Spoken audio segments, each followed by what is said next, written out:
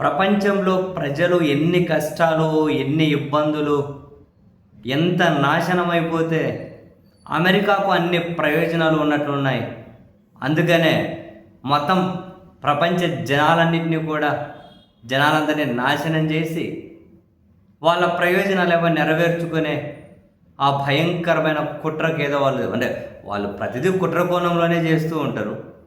ఇప్పుడు ఇరాన్ మీద యుద్ధం కూడా ప్రపంచ జనాన్ని నాశనం చేయాలనే కుట్ర కోణంలోనే ఏదో అమలు చేస్తూ ఉన్నట్టున్నారు. వాళ్ళు అల్లాడిపోతూ ఉంటే ప్రపంచం వెళ్ళి ఆ ఇరాన్లోని కర్గ్ ఐలాండ్ మీద భయంకరమైన బాంబులు విస్తృతంగా దాడి చేసింది అమెరికా. అక్కడ ఇరాన్కి సంబంధించి 90% చమురు అక్కడి నుంచే వస్తుంది. ఆ చమురు ఆ చమురు ఉన్న దాని మీద తీసుకెళ్ళి మొత్తం చుట్టూ దాడులు చేసి మేము చమురు క్షేత్రాన్ని మాత్రం టచ్ చేయలేమదు అని చెప్పి ట్రంప్ చెబుతూ హర్మూజ్ జలసంధి కనుక ఓపెన్ చేయకపోతే ఆ చమురు క్షేత్రాన్ని కానీ తగలబెట్టేస్తాము అంటున్నారు. ప్రతిగా ఇరాన్ మా చమురు క్షేత్రాల జోలికి వస్తే ఈ మధ్యప్రాచ్యంలో ఉన్న చమురు బావులన్నింటినీ కనుక బూడిద కుప్ప చేసేస్తాం అని చెప్పి ఇరాన్ నుంచి కూడా రిప్లై వచ్చింది. మరి హర్మూజ్ జలసంధి దగ్గర మీరు ఎట్లా ఆపుతారో చూస్తామని అమెరికా వాళ్ళు వేల మంది మెరికల్ లాంటి వాళ్ళ సైనికులట యుద్ధ నౌకలను పంపిస్తూ ఉంది హర్మూజ్ జలసంధి దగ్గరికి. సరే మేము కాచుకొని ఉన్నాం రండి అని చెప్పి ఆ ఇరాన్ చెబుతూ ఉంది. ఏంది ఇదంతా? అసలు ఇరాన్ మీద యుద్ధం ఎందుకు మొదలుపెట్టారు? ఈ పనికిమాలిన వాళ్ళకి తెలిసి చస్తున్నట్లేదు.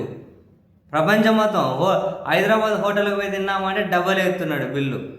బోర్డులు కనిపిస్తూ ఉన్నాయి, బిల్లు డబ్బులు, లేకపోతే 20% ఎక్స్ట్రా, 30% ఎక్స్ట్రా అని. హోటల్లో పనిచేసే వాళ్ళు తీసేశారు. అన్నీ ఇక్కడి నుంచి మొదలు పెడితే అందరూ ఇబ్బంది పడిపోతూ ఉన్నారు. ఇప్పుడు చమురు క్షేత్రాల మీద దాడులట, యుద్ధం అట. ఎందుకు యుద్ధం చేస్తున్నారు వీళ్ళకి అర్థమవుతుందా?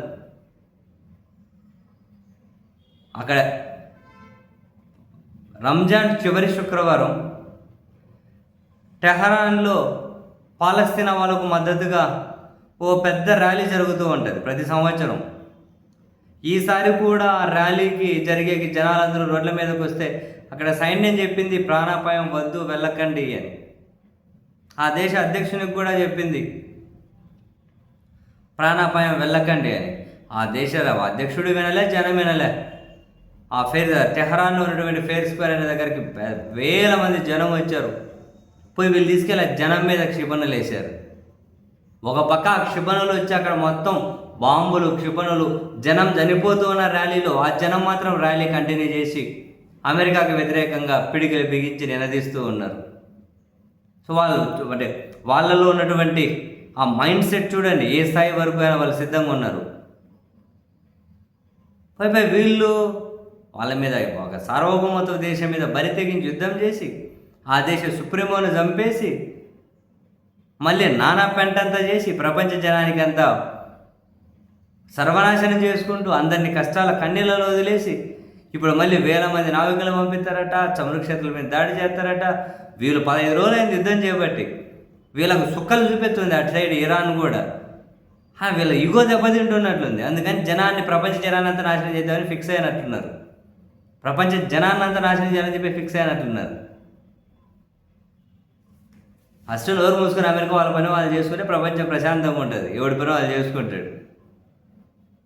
ఏడున్న దగ్గర ఏళ్ళు పెట్టి కాలు పెట్టి వీళ్ళ పెత్తనం మీద ఏందో మేమే తోపులం అనుకున్నాం. వీళ్ళ ఆధిపత్యం నాశనమయ్యే రోజు వస్తే ప్రపంచం బాగుంటుంది రా బాబు.